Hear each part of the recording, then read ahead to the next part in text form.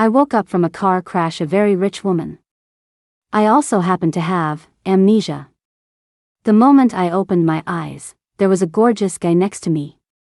While murmuring words of concern, he handed me a stack of property deeds, keys to luxury cars, and a phone with a shockingly high account balance.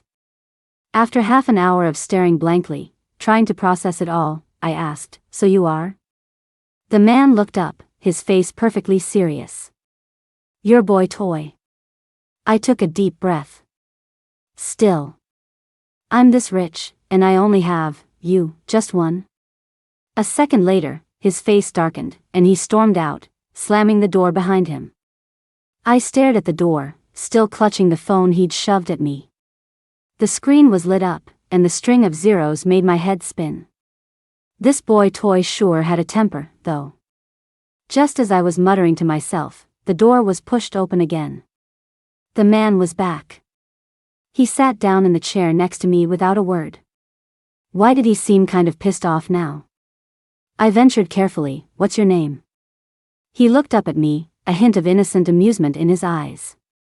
"The sugar mama wants to know." That title, sugar mama, made me cringe a little, but I forced myself to nod. "Yeah. My name is Harry." He spoke slowly, leaning back in his chair with a relaxed posture. "But you used to call me Harry, babe." "Harry, babe?" I frowned. That intimate? He suddenly leaned in, propping his elbows on the side of the bed, closing the distance between us in an instant. I could feel his breath on my cheek. "You said calling me by my full name felt too distant. You were keeping me, after all, so you needed a special nickname." His gaze was honest, his tone pure, but something about it just felt off. I shrank back, trying to create some space. "Oh, I guess that's just my style." Harry didn't move. He stayed leaning forward, his fingertips lightly tapping the 4-tube on the back of my hand. "You think the nickname is inappropriate now?" His voice was soft, with a subtle, almost imperceptible trace of hurt. His look made me feel a little guilty. "Not really, it just feels a little weird all of a sudden." He finally straightened up, a faint smile playing on his lips as he picked up a glass of water and handed it to me. I took it, sneaking glances at him over the rim of the glass. Broad shoulders, narrow waist, a face sculpted by the gods. He was my type. "Anyway, since I'm keeping you, do you have any special talents?" I couldn't have picked him just for his looks. I mean, I'm a sucker for a pretty face, but I'm not that shallow, right? I have a very particular asset. "What?" I choked on a sip of water, staring at him speechless. Did he just go there? Harry was still in the same position. The innocent amusement in his eyes faded, replaced by an intense, direct stare. "Did you get the wrong idea?" He let out a low chuckle. "Because I meant exactly what you think I meant." My tongue felt tied. "Are you being a creep?" "Of course not." He raised an eyebrow, his fingertips brushing the fabric at my waist, sending a shiver through me. "You've been keeping me for this long. If I didn't have this asset, would I really be worth your money?" He said it so casually. But his eyes grew darker, his gaze landing on my face with an undisguised possessiveness. "You always used to say," he leaned in again, his nose almost touching mine, "that this asset was for your eyes only." My mind went blank, and my hand moved faster than my brain. I slapped it right over Harry's mouth. "Shut up." He looked down, his eyes falling on my hand. I felt the lips under my palm curve into a slight smile. Harry sat back in his chair, returning to that nonchalant demeanor. It was as if the guy who was just seducing me with his eyes had been a figment of my imagination. "Sweetie, my sweetie." Along with the sound of frantic footsteps, the hospital room door was thrown open. The person who came in was gasping for breath, leaning against the doorframe. That sweetie made me jump. I almost threw the glass of water in my hands. The newcomer was a whirlwind of perfume. She rushed to my bedside in 3-inch heels. "Oh my God, honey. You scared me to death." She grabbed my hand, the one without the 4. Her eyes were red, and she looked even more distraught than I felt. I looked at her, confused. Then I turned to look at Harry, who was sitting calmly in his chair. She followed my gaze. The next second. Harry. What are you doing here? Sensing the tension between them, I cleared my throat. Who are you? The woman whipped her head back to me, cupping my face in her hands and examining it from all sides. Don't scare me, Anna. We grew up together. We're best friends, thicker than thieves. I'm Mia.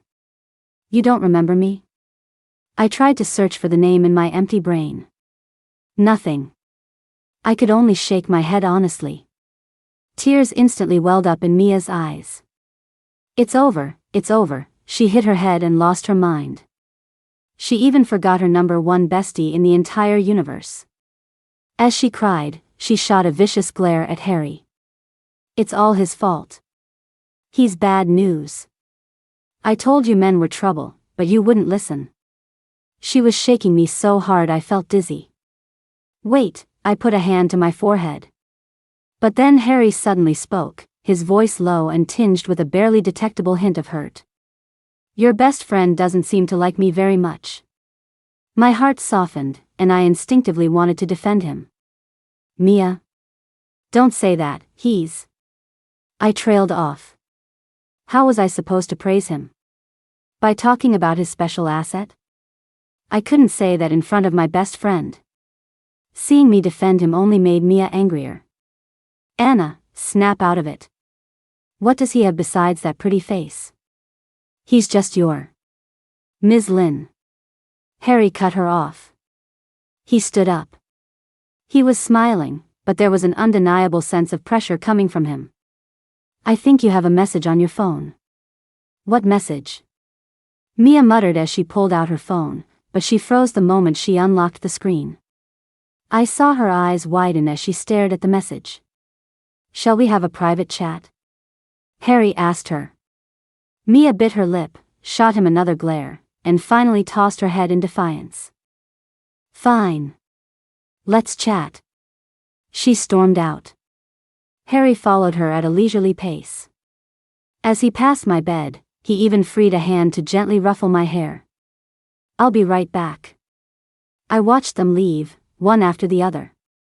A burning desire for gossip flared up inside me.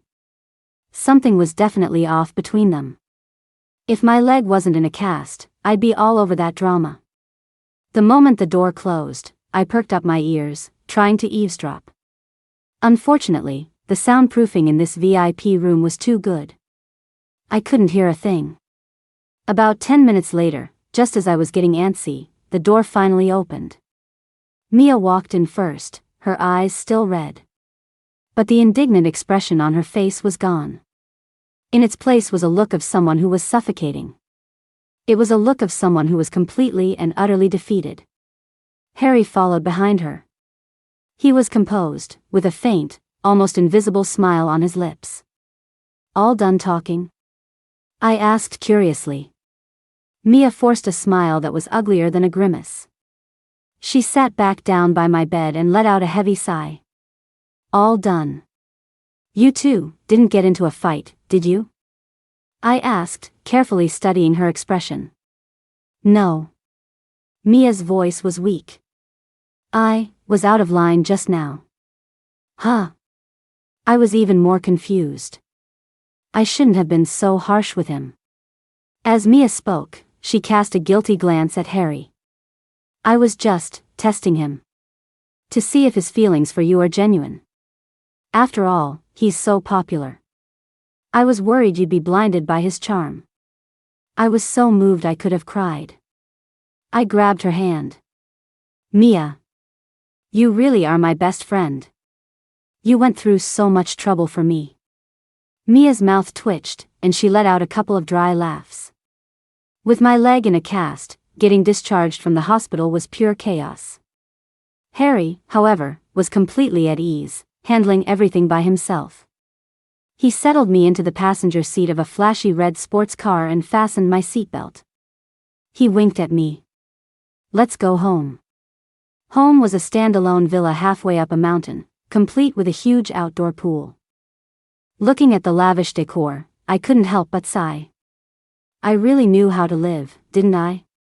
Harry came up from behind me, wrapping his arms around my shoulders.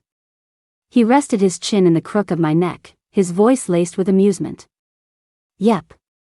You said this was our love nest, a convenient place for you to grace me with your presence whenever you wanted. Did I really talk like that before the amnesia? Once inside, I realized something felt off. The entire house had a cold, minimalist style, all black, white, and gray. There was barely a trace of feminine color anywhere. I limped into the master bedroom, leaning on him for support, wanting to change into something more comfortable. Harry opened the walk-in closet for me. I stared at the neat rows of men's suits, shirts, and casual wear, and fell into a deep thought. Forget my clothes, I couldn't even find a single one of my hairs. I turned to him suspiciously. Harry, where's all my stuff? The smile on his face froze for a second. Then he lowered his eyes, his long lashes hiding the emotion within. He looked a little dejected. We were fighting, right before your accident. His voice was quiet, tinged with hurt. You were so angry you said you never wanted to see me again and had someone move all your things out of here. Huh? That happened? He looked up, his eyes holding a hint of cautious probing. I thought you were really leaving me. Seeing that impossibly handsome face of his make an expression like a lost puppy's, any suspicion I had instantly vanished. A wave of guilt washed over me. Was my temper really that bad before? I was pulling stunts like moving out. All right, I said, patting his arm to comfort him. I'm back now, aren't I? We can just bring my stuff back. He immediately seized the opportunity, taking my hand and bringing it to his lips for a gentle kiss. I knew you still cared about me. Until my things were brought back, I had to borrow his. After a shower, I came out wrapped in his oversized bathrobe. The sleeves were way too long, hanging loosely on my body. The air was filled with the same scent as his body wash, enveloping me completely.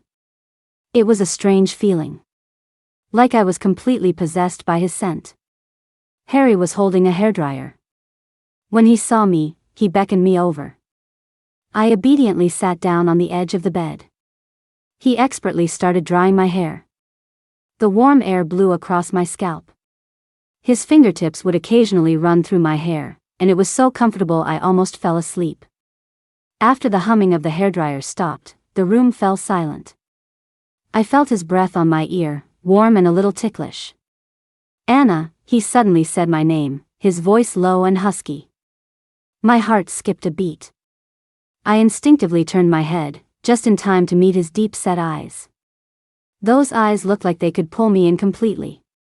He slowly leaned down, his nose almost touching mine. I held my breath, my mind a complete blank. Just when I thought he was going to kiss me, he simply pressed his forehead gently against mine and whispered, "Welcome home." I could still feel the phantom touch of his lips on my forehead. My heart was about to pound out of my chest. I stumbled backward, almost falling over. Harry's quick reflexes saved me. He caught me in an instant. I instinctively wrapped my arms around his neck. Coming onto me? He looked down at me, a smile playing on his lips. If you're this forward, I might just take you seriously. My face flushed, and I stubbornly tilted my chin up. It's your fault. You have to take responsibility. He chuckled, carrying me toward the expensive-looking king-sized bed. All right, I'll take responsibility. He placed me gently on the bed, his movements impossibly soft. I looked around the masculine bedroom. Clearing my throat, I tried to reclaim some of my sugar mama authority. Where do I sleep? Harry pointed matter-of-factly at the bed beneath me. Here. And you? I pressed. He raised an eyebrow. I'm sleeping here, too. As he spoke, he leaned over to fluff my pillow. We always used to sleep together. That may be, but I have amnesia now. Seeing how calm he was made me feel like I was the one being weird. He sighed, his voice full of disappointment. You don't want to sleep with me? It's fine. I'll just sleep by myself. There he went again. Using that handsome face of his to play the victim. And of course, I fell for it. Fine, fine. I waved my hand, trying to hide my guilt. Let's just sleep. Who's scared? But there was a problem. I looked down at the bathrobe I was wearing, feeling awkward. I don't have anything to wear. Harry turned around, opened a drawer in the nightstand, and pulled out a brand new white dress shirt. Will this work for now? I took the shirt. It was his. On him, this shirt would probably look incredibly sexy and alluring. Could you turn around? I said softly, clutching the shirt. Harry obediently turned his back. I quickly changed. Okay. Hearing my voice, Harry turned back around. His gaze fell on me. His Adam's apple bobbed almost imperceptibly, and his eyes seemed to darken a few shades. His stare made me feel self-conscious. I pulled the blanket over my legs. Let's get to sleep. He chuckled softly, turned off the lights, and slipped under the covers on the other side. I instinctively scooted toward the edge of the bed, trying to keep my distance. He seemed to sense my stiffness. Anna. What? Don't be mad at me anymore, okay? His voice was especially clear in the quiet night, laced with a coaxing tone. It's too cold to sleep alone. With that, he carefully took my hand. I didn't pull away. In the darkness, I could hear my own heart pounding. I closed my eyes, my mind a jumble. Even with amnesia, it seemed my taste in men wasn't half bad. He was handsome, charming, had a great body, and knew how to take care of someone. This boy toy was an absolute steal. Mia called to confirm several times that Harry wasn't home.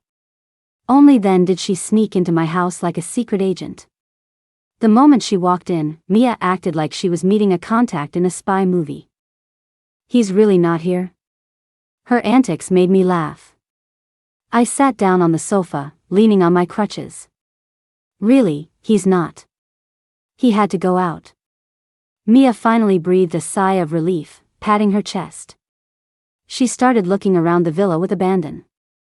Oh my God, Harry. Ahem, this boy toy you're keeping, his place actually has a lot of style. She caught herself mid-sentence. I didn't think much of it and proudly lifted my chin.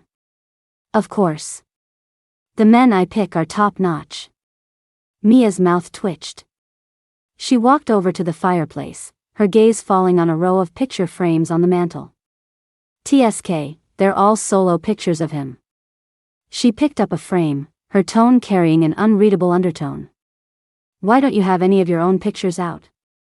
I thought it was strange too, but I could only explain it with what Harry had told me. We had a fight. I moved all my stuff out. Moved out? Mia whipped around, her voice an octave higher. Anna, snap out of it. Look at this house. Is there any trace you've ever lived here? This is basically. Her words cut off again, her eyes filled with conflict. Just as I was waiting for her to finish, a message came through on her phone. Mia instinctively swiped to open it. After one glance, she froze. I saw her pupils constrict, and the color drain from her face. Mia? What's wrong? I asked, concerned. She seemed not to hear me, her fingers trembling as she tapped on something else. I caught a glimpse of a banking app interface. The long string of numbers on the screen made her gasp. Anna. She locked her phone. When she spoke again, her voice was hoarse and weak. I just wanted to tell you, you can't trust men. The fierce determination she'd had just moments before, ready to expose everything for me, seemed to have been extinguished by that single message. She came over and took my hand. Especially the handsome ones. They're the best liars. The hint was so obvious. Mia, do you know something? I pressed. You've been acting weird ever since the hospital. Mia's eyes turned red again. She opened her mouth, as if she had 1,000 things to say. But in the end, it all dissolved into a long sigh. What could I possibly know? I'm just worried you'll get scammed and lose everything. She paused, then changed the subject. By the way, what about your own bank cards? Do you remember the pins? I do. You should check your balance when you have a chance. Don't just look at the phone he gave you. Check with your own cards. Her words were like a stone dropped into my heart, sending ripples through my mind. Why? No reason, just, better to be safe than sorry. Mia forced a smile that looked more painful than crying and stood up. You're hiding a man in a golden cage. I have to check up on things for you, see if this little pet of yours is secretly pecking at your savings, right? She was joking, but the worry and guilt in her eyes were about to overflow. I have to get back to the office. I'm leaving now. She grabbed her bag and practically fled. When she reached the door, she seemed to make a decision. She looked back at me. Anna, trust your instincts. As if afraid she would regret it, she turned and hurried away without another glance. I sat alone in the vast living room. Mia's unfinished sentence, "This is basically," echoed in my mind. This is basically, what? I looked down at the phone Harry had left me. Then I remembered what Mia said about checking my bank cards. A ridiculous and daring thought popped into my head, completely unbidden. Was it possible I wasn't a rich woman at all? And that Harry wasn't my boy toy? Then who was he? And whose house was this? Were those property deeds and bank balances all fake? Once the idea took root, I couldn't shake it. I needed proof. The first things that came to mind were my own wallet and phone. I must have had them with me during the crash. Where were they now? I picked up the phone Harry gave me and dialed his number. He answered almost immediately. Miss me already? His deep, laughing voice came through the receiver, as charming as ever. An hour ago, I might have blushed. But now, all I heard was a voice full of secrets. I got straight to the point. Where's my purse from the accident? There was a 2-second silence on the other end. Why are you suddenly asking about that? His tone was still light. Everything inside was broken. I got you new stuff. I want to see it even if it's broken. Bring my things back to me. Okay, he relented after a pause. I'm on my way. After hanging up, my mind was a mess. Less than half an hour later, Harry was back. He was holding a large paper bag. Inside was my purse, scuffed and battered. He placed the bag on the coffee table in front of me and knelt down to my level. What happened? He reached out to touch my face, but I turned away. His hand froze in mid-air, and the light in his eyes dimmed a little. I ignored him. I opened the bag and dumped everything out. Lipstick, a compact, a broken comb. And an old phone with a spiderweb screen, plus a worn-out card holder. My hands trembled as I opened the card holder and pulled out my ID and a bank card. The PIN. Mia had reminded me. It was the card with my birthday as the PIN. Thank God I still remembered my birthday. Using Harry's phone, I opened the banking app and switched to a different account login. I carefully entered my card number and PIN. The page loaded, and the number in the balance field appeared clearly. $1,327.50. $1,327.50. Not even enough to buy a toilet seat for this mansion. I held up the phone, the screen's glow illuminating my pale face. I slowly looked up at Harry, who was still kneeling in front of me. He wasn't looking at the phone, just at me, his expression complicated. Harry, I heard my own voice tremble. Is there anything you want to tell me? Sweetheart, you have more than one card. Excuse me? Seeing my blank expression, Harry sighed. His face was a mask of fond exasperation, as if to say, what am I going to do with you? He walked over and took the wallet from my hands. He casually pulled out the bank card I'd just used, the one I had reported as lost, and tossed it onto the coffee table like a piece of trash. That's a debit card you got on a whim to get a discount at the mall. You never keep money in it. With a completely natural air, he pulled a solid black card from his own wallet. I didn't recognize what kind of card it was, but my gut told me it was extremely exclusive. He pressed the black card into my hand. Then he laced his fingers through mine.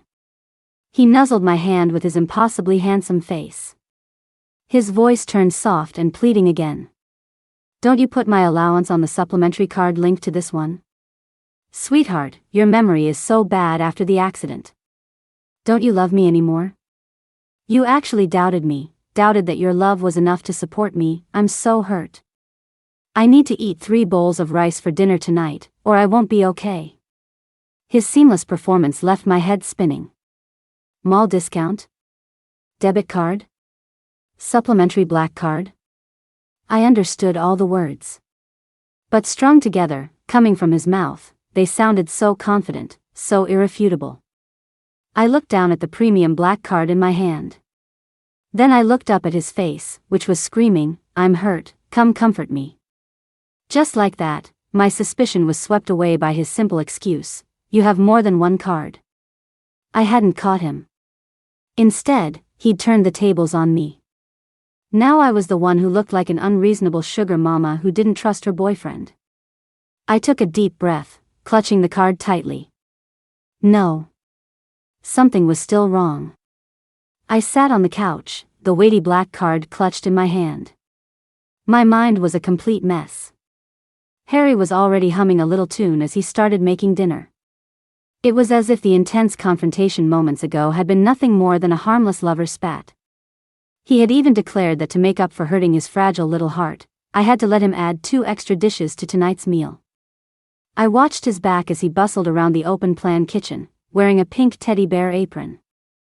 Then I looked down at the black card in my hand, supposedly with an unlimited credit line.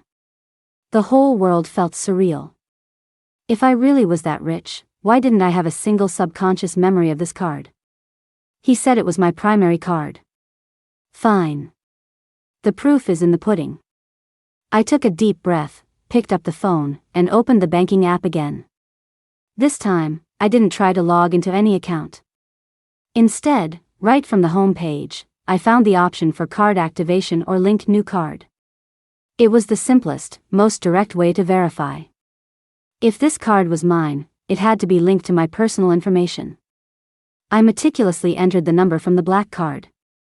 The page refreshed, asking for the cardholder's registered personal information for verification. My heart started to race, my fingertips cold with nerves. I looked at the name and ID number fields on the screen.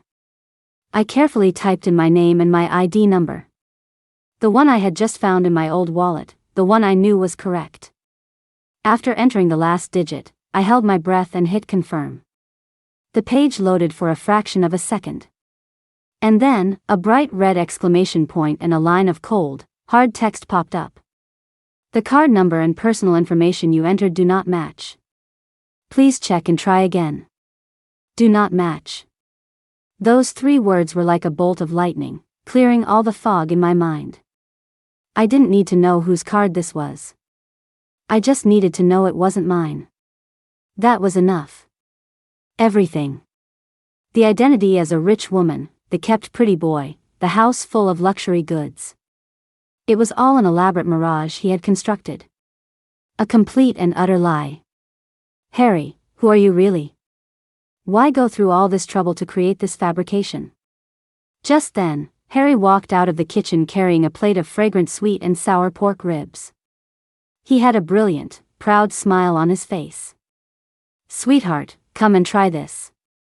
I slowly lifted my head, meeting his sparkling, peach blossom eyes, which were filled with doting affection. This time, I didn't question him. I gave him a smile even brighter than his own. My voice was so soft you could squeeze water from it. Okay. Let's play, Harry. The game is on. Let's see just how long your lies can last. Harry's facade started to crumble quickly. One evening, I was idly watching the financial news. They were reporting on a high-profile acquisition that was causing a stir. Apex Innovations was facing a hostile takeover attempt by the corporate giant, Titan Corp. Project Skylight had lost key personnel and was at risk of stalling. The company's stock had plummeted, leaving it in a precarious position. The words Project Skylight immediately caught my attention. After the segment ended, I casually remarked, "Looks like this Apex Innovations is about to go under." Harry was peeling fruit beside me. Without looking up, he said in a completely natural tone, "They won't. Apex's cash flow is healthier than what's on their financial reports. Their founder secretly mortgaged 3 overseas properties last week, which is enough to keep them afloat until next month's product launch. As long as the new product gets a good market response, they can drive their stock price back up and force Titan to back off." The old man running Titan miscalculated this time. After he finished, he thoughtfully cut the peeled apple into small pieces, stuck a toothpick in one, and handed it to me, as if begging for praise. My mind went blank, but I managed to keep my composure and take the plate. Cash flow? Secret mortgages? Driving the stock price back up? Were these terms a boy toy I was keeping would know? Even if he watched financial news, he could never have known such precise details. He even knew how many properties had been mortgaged. A storm was raging inside me, but on the surface, I was calm. I gave Harry a sweet smile. "Harry, babe, you know so much." He was overjoyed to hear me call him that. His tail was practically wagging. Of course, I watched the news. I chewed on the apple, sneering inwardly. "You watch the news? The news you're watching is probably some company's top secret intel network." The little person inside my head had already flipped the table. From that day on, I officially began my career as a fake sugar mama, real detective. Harry was practically flawless. I went through his suit jacket while he was in the shower. The pockets were empty. I tried to open his laptop in the study. The password was so complex I wanted to die on the spot. In this villa, every single thing that could prove his identity seemed to have been wiped clean. He was like a person living in a vacuum. Besides the fake identity of Anna's boy toy, there was nothing else. Trying to find clues from Harry himself was too difficult. His words were 3 parts truth and 7 parts performance, making them impossible to distinguish. Since a frontal assault wasn't working, I'd have to outflank him. I only had one lead. Mia. She was the only person from my past I was in contact with since my amnesia. And she clearly knew what was going on. However, I had tried to probe her a few times, but she always changed the subject with a few words and then quickly hung up. It seemed Harry had some kind of leverage over her, and she was too afraid to talk. One day, while Harry was out, I called Mia's mom. On the phone, I chatted casually with her, pretending to ask offhandedly, "Auntie, I haven't seen Mia post on social media lately. Has she been busy with work?" Mia's mom sighed. "Busy with what?" Her father had a sudden heart attack a while back and was hospitalized. She's been at the hospital with him every day. She's lost so much weight. Hospitalized? My heart sank. Which hospital? How is your husband now? He's at Cedar Heights. They said they got the best specialist and the surgery costs a fortune, but Mia said she handled it all. That girl, I don't know where she got so much money. Cedar Heights. I hung up, and my mind buzzed. Cedar Heights was the top private hospital in the city, especially famous for its cardiac surgery, and its fees were astronomical. I remembered the long string of numbers on Mia's phone. I remembered her hesitation and guilt. I remembered her saying, "See if this little pet of yours is secretly pecking at your savings." So, I wasn't the one being pecked. She was. I took a cab straight to Cedar Heights. At the end of the cardiac surgery ward's hallway, I saw a familiar figure. Mia was sitting alone on a bench. She was curled into a small ball, her face haggard, with dark circles under her eyes. In that instant, all my suspicions and theories were confirmed. I slowly walked over and sat down beside her. "Mia." My voice was soft, but it made Mia's body jolt. She looked up. When she saw it was me, she couldn't hide the panic in her eyes. "Hey Anna? What are you doing here?" "Your mom said your dad was in the hospital, so I came to see him." I pointed toward the room. "Why didn't you tell me?" I was afraid you'd worry, and with your leg." She was rambling, avoiding my gaze. I cut her off, my voice turning cold. "He paid for the surgery, didn't he?" Mia's lips trembled violently. Tears welled up in her eyes, but she bit her lip hard to keep from crying. Seeing her like that broke my heart. I took her cold hand and asked, word by word, "Who is he? What is the real relationship between Anna and Harry?" My calm certainty was the last straw. Mia couldn't hold it together anymore. She threw her arms around me and burst into tears. "I'm sorry, Anna, I'm so sorry." She sobbed out the story between gasps. "He's not your boy toy, he's the CEO of Titan Corp, Harry Vance." Titan Corp? The corporate giant from the financial news that was trying to take over Apex Innovations? My heart skipped a beat as an even more absurd idea surfaced. Then what about me? Mia looked up at me with her red, swollen eyes, her voice hoarse and desperate. "You're not his sugar mama. You're his arch-rival. You're the chief architect of Apex Innovations, Project Skylight, Anna Chen. The day of the crash, you were on your way to meet an investor who could decide the fate of the project. Harry was there. He's the one who pulled you out of the car. He paid for all of my dad's medical bills, the best room, the best specialist. He said he didn't want me to do anything, just not to tell you about your real relationship with him." "Anna, I'm sorry." I listened quietly, feeling the blood in my veins turn to ice. The money Harry gave her wasn't just hush money. It was life-saving money. He had bought Mia's silence. So, I wasn't some rich woman pampering a boy toy. I didn't say anything. I just reached out and gently patted her trembling back. Mia's sobs gradually subsided. She looked up at me with red-rimmed eyes, full of guilt. "Anna, I know we lied to you, and there's no excuse for it. But I..." She trailed off, as if weighing her words. "But what?" I pressed. "But I don't think he's faking it with you." Mia took a deep breath, as if she'd made up her mind. "You two were rivals, sure. You fought tooth and nail over Project Skylight for almost a year. Every time you mentioned him, you'd curse him out, calling him a capitalist bloodsucker and an emotionless money machine." I frowned, trying to picture it in my blank mind. But Mia's tone shifted. "Your eyes would light up. It was the kind of light you see when you've met your match. You told me several times, that was a brilliant move by Harry Vance, or, how is that guy's brain so sharp?" Mia squeezed my hand, her voice firm. "That's not hate, Anna. That's mutual respect.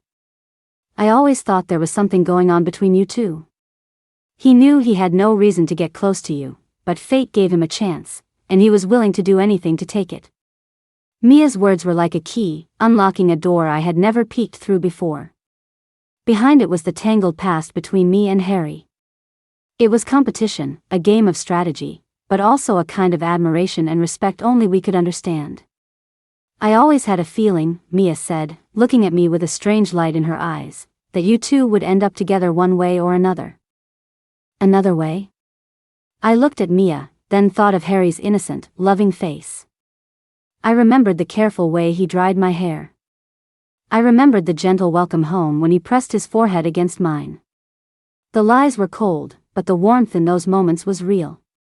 My heart was a complete mess. I stood up and said to Mia, "I'll figure something out for your dad, don't worry. As for the money, I'll pay him back. Anna, you..." "I'm fine." I smiled at her. It was a smile that held a flicker of excitement I hadn't even noticed myself. So, this was the brilliant game we were playing. The accident had forced me to leave mid-match. And he had unilaterally changed the rules, turning me into a queen under his protection.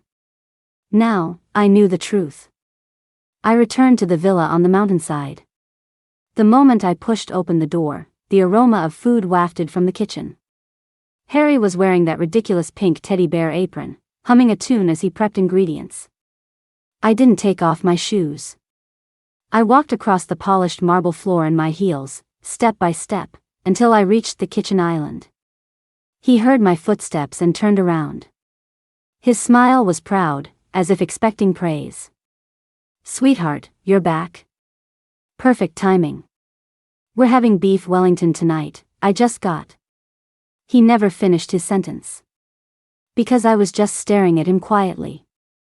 I didn't have the surprised expression he was used to. The smile on Harry's face slowly froze.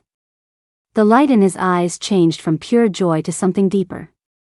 He put down his knife, wiped his hands, and walked toward me. The soft, harmless aura of a boy toy was slowly dissipating. In its place was a kind of steady, sharp intensity one had never seen before.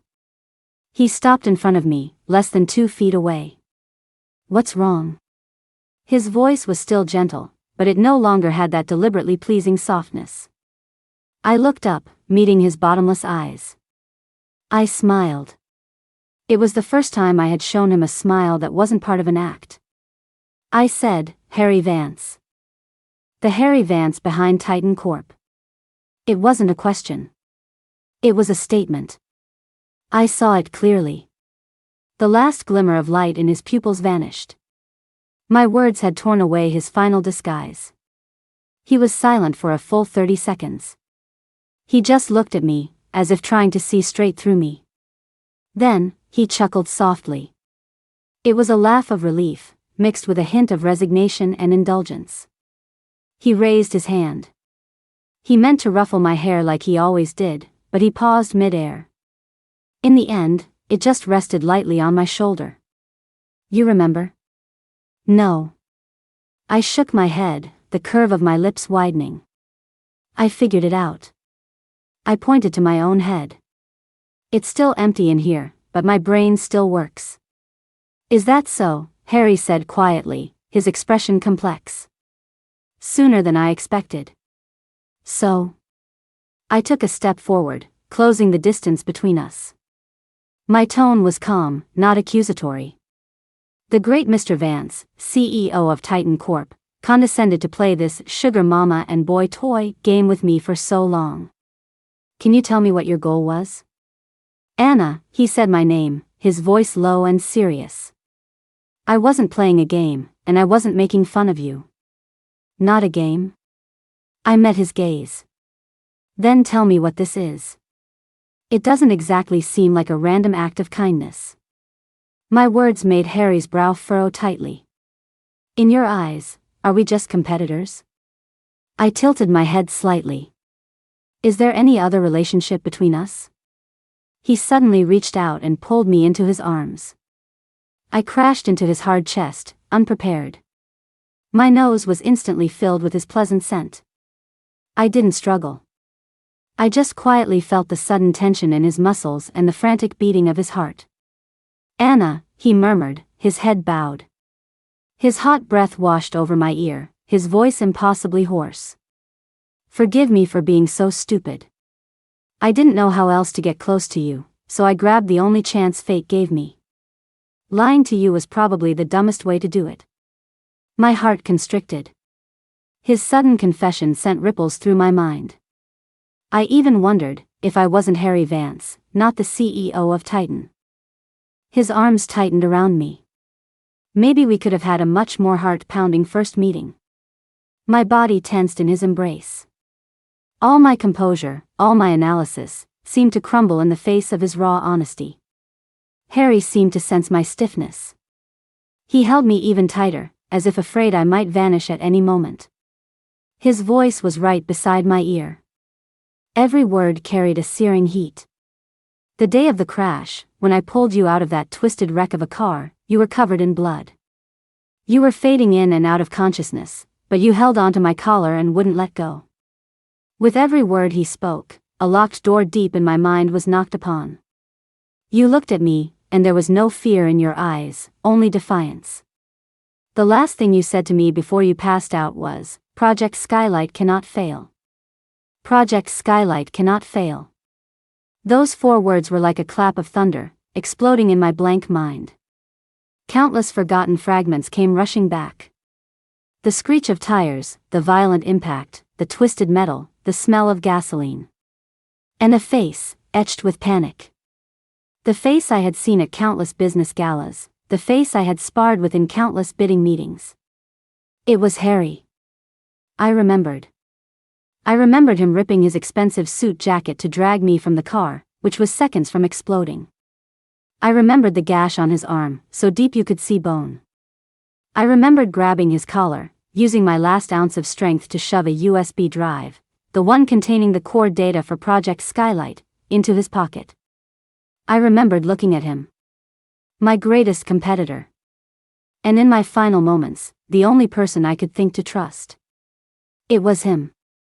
So my subconscious trust in him started long before I realized. The flood of memories receded, and the world came back into focus. I slowly pulled away from his embrace. I looked up at him. My eyes were no longer the confused, probing gaze of an amnesiac. Harry noticed the change instantly. The tension and helplessness in his eyes were about to overflow. Anna, I gently pressed my fingers to his lips, stopping whatever excuse or apology he was about to make. I held it in for a moment, then couldn't help but laugh. Harry Vance. I looked at his handsome face, which looked particularly pitiful with anxiety. I said, word for word, your acting is terrible. He froze completely, as if he didn't understand what I was saying. You remember? Uh-huh. I poked his tense chest. You're the CEO of Titan Corp, worth billions, and you're my boy toy, but you don't even know how to properly please your sugar mama. Your performance was seriously lacking. 1 star. Harry stared at me blankly. He saw the familiar, cunning, and vibrant light back in my eyes. His tense shoulders finally relaxed. And in an instant, his eyes turned red. He pulled me back into his arms. This time, the hug was filled with the trembling relief of having me back and the lingering fear of having lost me. I'm sorry, he said, his voice hoarse, over and over again. I'm sorry, Anna. I didn't push him away this time. I hugged him back.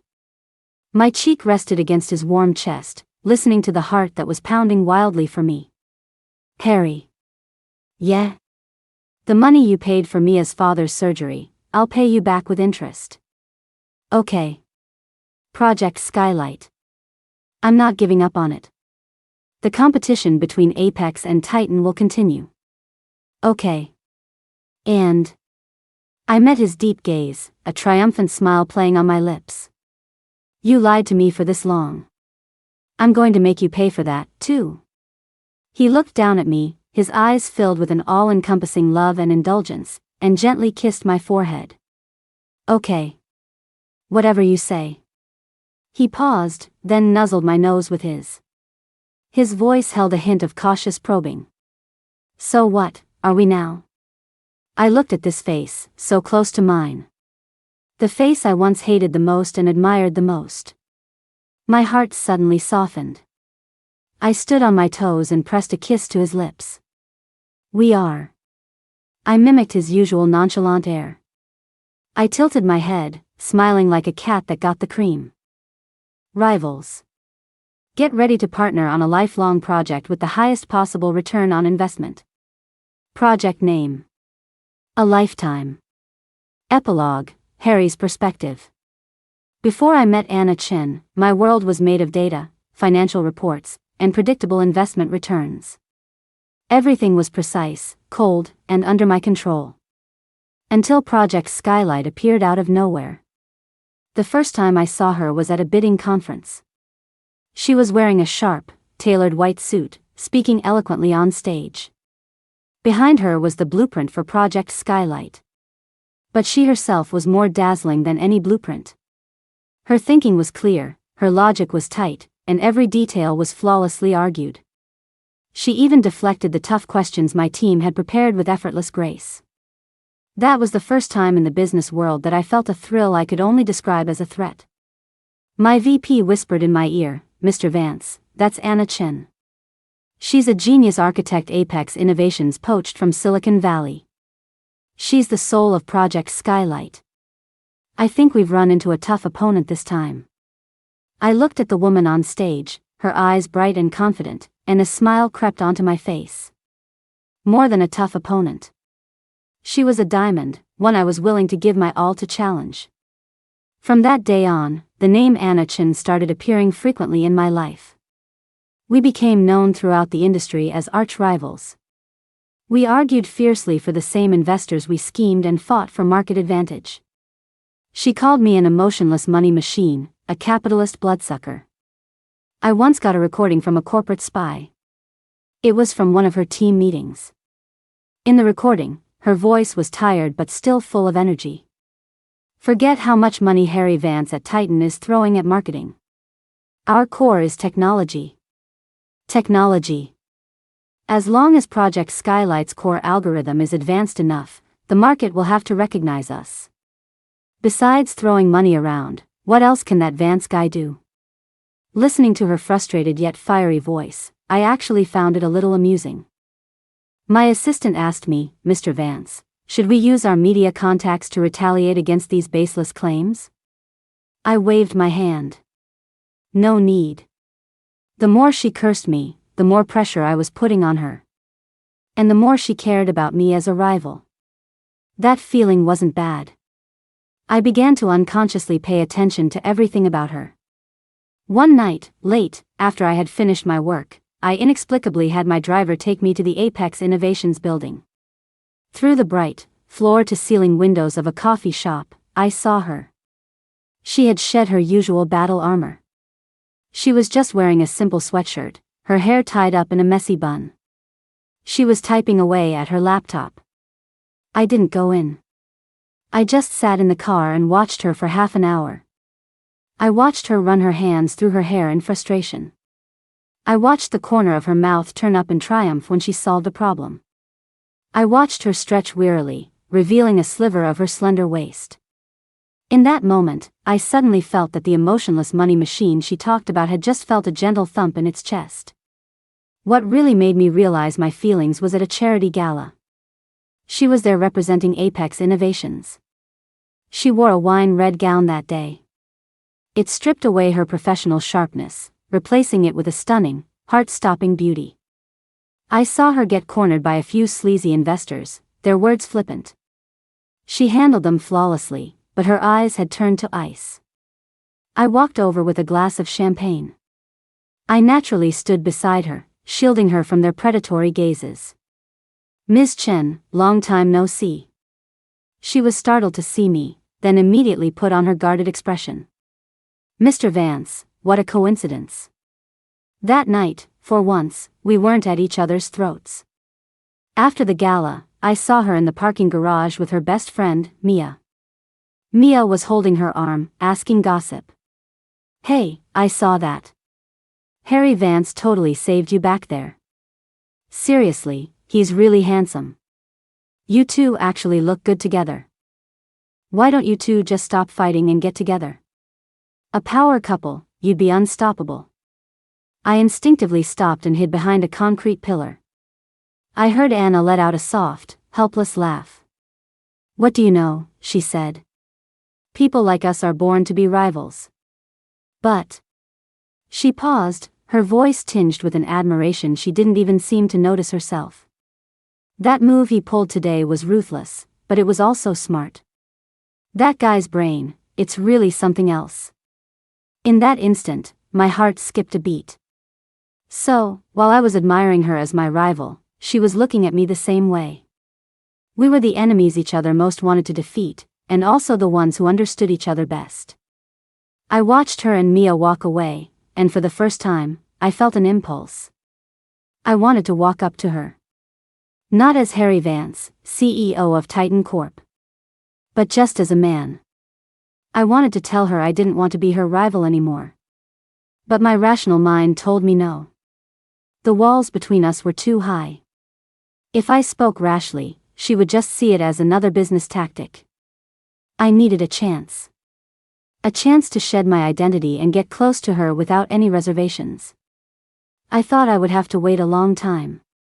I never imagined that fate, in the cruelest way possible, would deliver that chance right to me. It was a disaster. And a gift. A terrible thought grew in my mind. This might be the only chance fate would ever give me. I even resorted to despicable means, threatening Mia, just to buy a little time by her side. Thankfully, fate was on my side in the end. Now, Anna lies sleeping peacefully beside me. Love is a superstition, a belief in perfect timing. Even more, it's a prayer, asking the heavens to protect the one I love. Nothing else matters.